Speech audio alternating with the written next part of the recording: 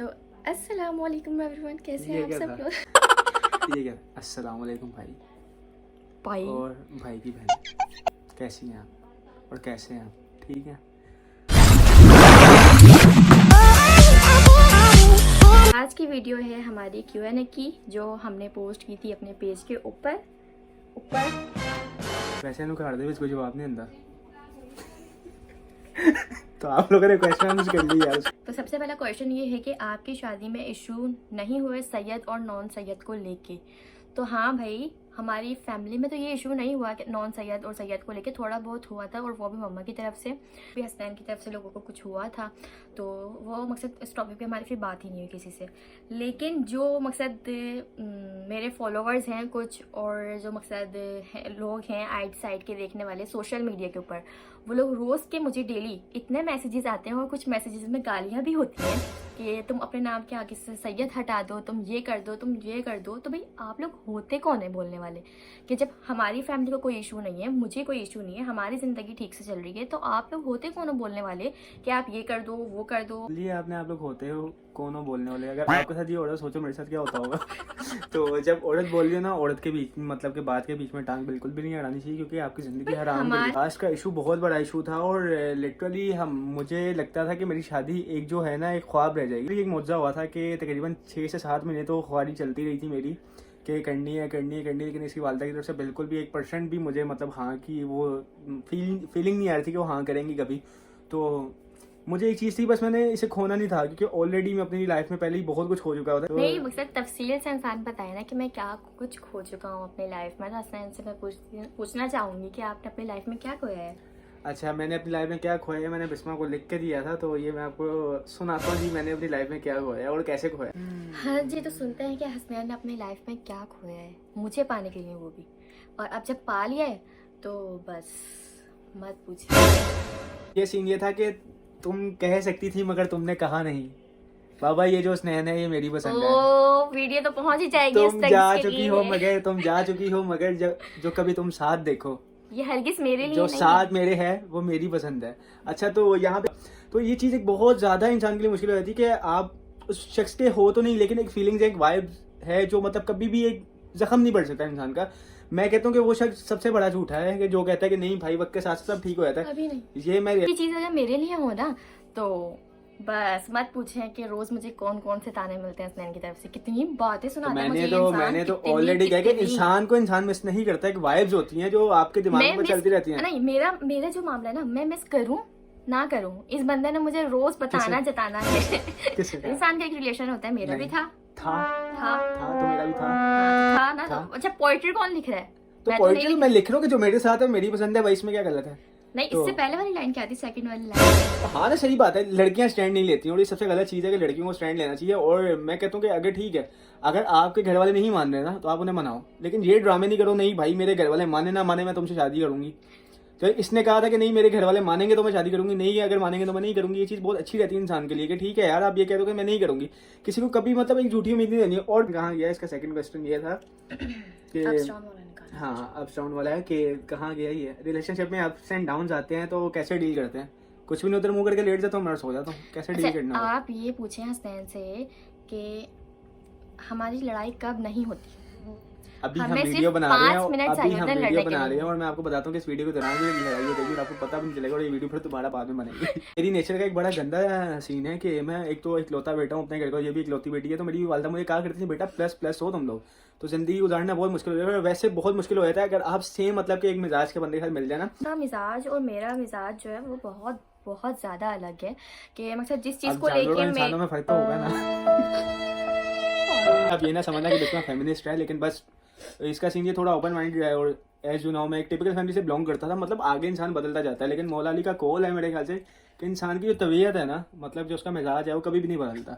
तो आप जो हो आप पूरी जिंदगी वैसे ही रहोगे, मतलब आपके अंदर कुछ चेंजिंग आ जाएगी, प्रॉपर चेंज नहीं हो सकते। इस बात पे बताना चाह रही हूँ कि इंसान मकसद बहुत सी लड़कियां ऐसी हैं मुझे मैसेज करती हैं कि हाँ पे हमारी शादी होने वाली है, और हम बहुत ज़्यादा डरते हैं कि मकसद जब शादी हो जाएगी तो वो जो है उनका जो बंदा है हस्बैंड है वो उनकी कदर नहीं करेगा, ये लड़ाइयाँ होंगी, ये उनका माइंड नहीं मिलेगा। तो भाई ये चीज़ आपको पहले देखनी चाहिए। अब जो मेरा सीन है ना, उसमें भी यही था कि मैं एक बहुत ज़्यादा ओपन माइंडेड लड़की थी और हसनैन जो है वो बहुत ज़्यादा टिपिकल। तो मेरी अम्मा ने मुझे इस तरह का किया ही नहीं कभी। मकसद किसी चीज़ पे ये नहीं कि आपने करना है तो करना है, नहीं।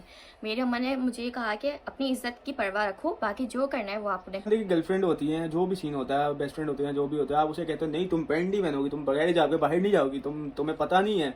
अच्छा वो आप उसके ऊपर पूरी पाबंदियां लगा देते हो, और मैं आपको लिख कर देता हूँ कल को जब आपकी अपनी शादी होगी ना, बीवी के लिए सबसे पहले पैंट आप ला रहे होगे। और वाकई यही होता है कि मकसद ये बहुत हसनैन अजीब पहले सीन ऐसे होता ही है था। यार। हसनैन मुझे कहता था कि तुमने, अच्छा मैं पहनती ही मकसद घर में भी ट्राउजर शर्ट रहता है मेरा, और कहीं जाती हूँ पैंट शर्ट या, तो हसनैन का शुरू से यही था कि नहीं तुमने ये नहीं पहननी, तुमने ये नहीं करना, तुम शादी के बाद हिजाब करोगी, तुम चादर पहनो, ईरानी चादर पहनो, अबाया पहनो।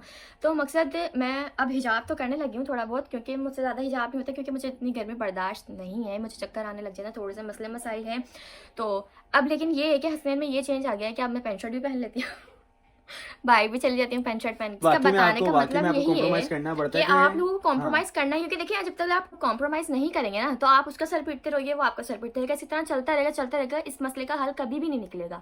तो अगर आपने अच्छी लाइफ गुजारनी है ना, तो आप कॉम्प्रोमाइज के साथ साथ चले। लड़ाई झगड़े हर घर में होते हैं, हर जगह होते हैं, और कि हम में वो रख रखाव है नहीं जो मियां बीवी के दरमियान में होता है ना, कि मतलब मैंने रखा ही नहीं है शुरू से। मैंने कहा कि एज अ फ्रेंड रहो, मैं कोई बात नहीं छुपाती है। अगर मैं चाहता ना कि उसने निभानी थी मेरे साथ, मैं उसके ऊपर जोर जबरदस्तियां करके सब कुछ करा सकता था कि मैं घर आ रहा हूँ, पानी का गिलास ले जाओ, मेरी शर्ट प्रेस करो, लेकिन मैंने कहा नहीं।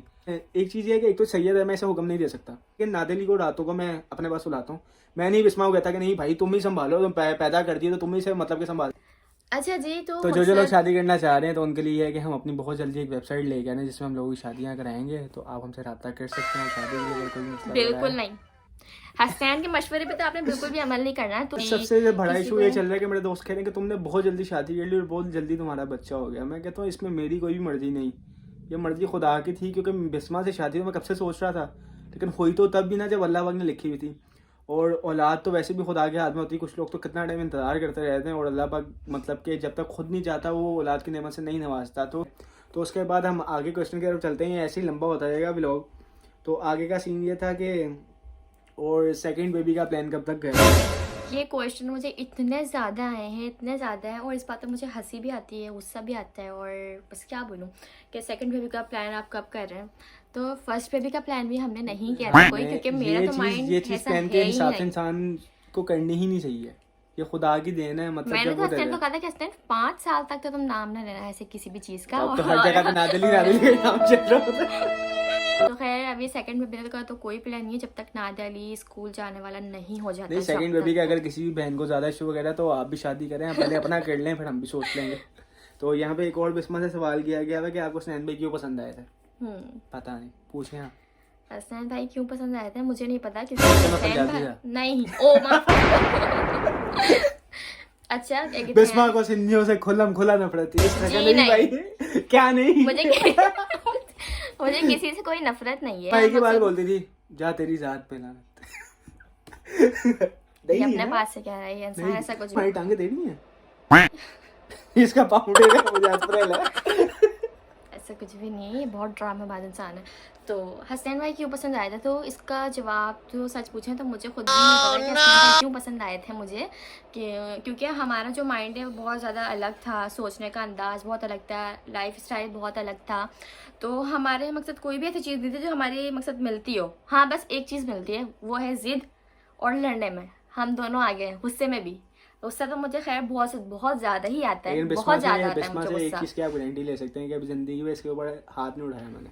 मैं कहती हूँ कि मर्द होता ही वो है, मर्द की मर्दानगी यही है कि मतलब कि चाहे सामने से औरत हाथ उठा दे लेकिन वो फिर भी खामोश होकर बैठ जाए, यही मर्दानगी है। और ये जो मर्दानगी वो दिखाना कहते हैं ना कि हाथ उठाना एक मर्द की शान है, तो नहीं ऐसा नहीं है। तो मैं बचपन से ये चीज़ देखता आ रहा हूँ कि मेरे बाबा की तरफ से भी मैंने यही देखा था कि मर्द वो कहते थे कि मेरे पापा की तरफ से मैंने कभी गाली भी नहीं सुनी, मेरे पापा ने जिंदगी में कभी कोई गाली नहीं दी। वाकई इनके पापा तो बहुत बहुत बहुत ज़्यादा शरीफ इंसान है। 6 महीने हो गए कराची आए हुए और मुझे पापा और मम्मा से मिले हुए भी कुछ 6 महीने होने वाले हैं। तो मैं हसनैन को कहती हूँ कि हसनैन अब सोचो कि मकसद मेरा तो लाहौर में कोई रिश्तेदार नहीं था, तो अब तुम्हें सोचना चाहिए। हसनैन के तो खैर काफ़ी सारे रिश्तेदार हैं जो कराची के हैं, तो वो तो इंसान का अपना होता है, लेकिन एक धारस होती है ना इंसान को कि नहीं यार मेरे रिश्तेदार हैं, अगर कुछ कल को अल्लाह ना करे कुछ ऐसा होता है तो मैं जा सकता हूँ। लेकिन मेरा जो है वहाँ पे कोई भी ऐसा सीन नहीं है कि मकसद लाहौर में मेरा कोई भी नहीं था। और जब मकसद हमारी अक्सर लड़ाई होती, मैं बता रही हूँ कि आपको लड़ाई हर रिश्ते में होती है, तो मकसद मेरी जब लड़ाई होती थी तो मैं बहुत ज़्यादा ये चीज़ फील करती थी कि मकसद मेरे जो मम्मा मामा हैं तो वो कराची में और मैं लाहौर में बैठी हूँ अकेली। तो मैं अब हसनैन को ये कहती हूँ कि अब तुम जब कराची हो और तुम्हें अपने मामा पापा की कमी फील हो रही है, तो अब तुम सोचो कि वो वक्त मेरे पे कैसा गुजरता होगा और तब मैं कैसा फील करती हूँ। कैसा गुजरता होगा? रोटियां मैं बनाता था, सालन मैं बना के देता था। अच्छा पूछ ले इससे कि नहीं बनाता था कि नहीं? अच्छा बस, मैंने भी बहुत अच्छा बना यहाँ बना पे के एक खिलाई चीज़ है है कि सबको। अगर हमारी कभी कभार लड़ाई होती है, अप्स एंड डाउन होते हैं, खैर बिस्मा तो घर पे ही रहती है, लेकिन मैं भी झूठ बोलूँ, मेरा ये सीन होता है, मैं कहीं जाके खामोशी से बैठ जाता हूँ, एक सिगरेट पकड़ लेता हूँ और चाय का वो मंगवा लेता हूँ कट। वैसे लाहौर में तो कट मैंने ज़िंदगी में कभी नहीं पिया, कराची आके आदत पड़ गई, तो इस तरह मैं अपना थोड़ा बहुत जो डिप्रेशन है वो निकाल देता हूँ, मतलब धुआं के अंदर ही। एक चीज़ बहुत ज़्यादा गलत है, लेकिन एक थोड़े टाइम के लिए सुकून मिल जाता है मुझे। लेकिन जो नई जनरेशन है तो भाई बहुत ज़्यादा ध्यान रखें अपना, क्योंकि कमजोरियाँ आजकल बहुत ज़्यादा चल रही हैं, तो सिगरेट कम पिया करें। तो ध्यान रखें अपना। तो यहाँ का सीन ये है कि और कोई क्वेश्चन तो हैं, लेकिन ऑलरेडी व्लॉग बहुत ज़्यादा लंबा हो गया है, तो मैं सोच रहा हूँ इस व्लॉग को यहाँ भी एंड करेंगे। और बहुत से लोग मुझे कहते हैं कि तुमने अपनी पर्सनल लाइफ को पब्लिक कर दिया है। नहीं भाई, मेरी पर्सनल लाइफ जो है वो आज भी पर्सनल लाइफ है, और जो पब्लिक है वो पब्लिक इस तरीके की है कि ये पब्लिक भी मेरी मैं फैमिली कहती है। हूँ कि अगर कर भी दिया तो आप लोगों को क्या मसला है, हमारी ज़िंदगी है ना, कुछ तो लोग हम बेहतर जानते हैं कि हमने किस तरह अपनी लाइफ को आगे बढ़ाना है, कैसे लेके चलना है। जाहिर सी बात है, जब इंसान एक स्टेप अपना लेके चल रहा है तो वो जानता है कि उसने कैसे स्टेप लिया है, उसके आने वाली ज़िंदगी में ये चीज़ कैसे असरार डालेगी। तो ठीक है, हमें पता है हम क्या कर रहे हैं क्या नहीं कर रहे, तो आप लोगों को बताने की बिल्कुल भी ज़रूरत नहीं है। और प्लीज़ आप लोग टेंशन नहीं लें इस चीज़ की कि हम लोग क्या कर रहे हैं क्या नहीं कर रहे हैं, हमारी प्राइवेट लाइफ कैसे जा रही है कैसी नहीं जा रही। ऐसे फप्पे हुए लोग जो होते हैं ना, मुझे उनसे बहुत ज़्यादा नफरत है।